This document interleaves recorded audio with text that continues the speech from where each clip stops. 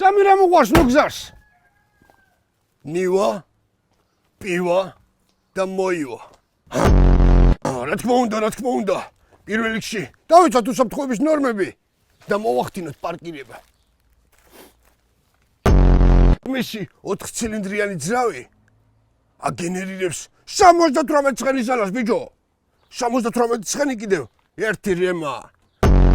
მედი კი არ ყავდა საბრაგეთის კავალერიას როგორ დაუვარა ნახევარ ევროპას. ეს კარგად გაიგეთ და კარგად მოისმინეთ. ნივა, პირდაპირ პროპორციულად ასოცირდება ჩემს უბედურებასთან, რადგან ლუიზა ნივით მოვიყვანე.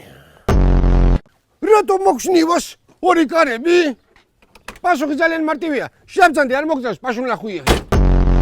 ეხლა ისეთ ამბავს გეტყვით, რომელიც სულ 6 კაცმა ვიცით.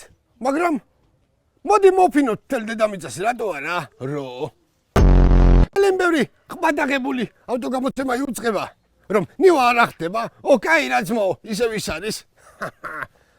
ამაზე საპასუხოდ გამოვიდა თქვენი მორჩილი ვიტალი ხრინოვი და ესეთი რამე თქვა.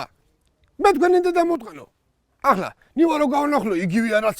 წევიდე დავანგლიო პირამიდები და მერე გიფსოკარტონით დავაშენო. გაიგე. გაჩუმდა მთელი დარბაზი. ჩამოვარდა სამარისებული სიჩუმე და მხოლოდ ნივის ძრავის ხმა ისმოდა.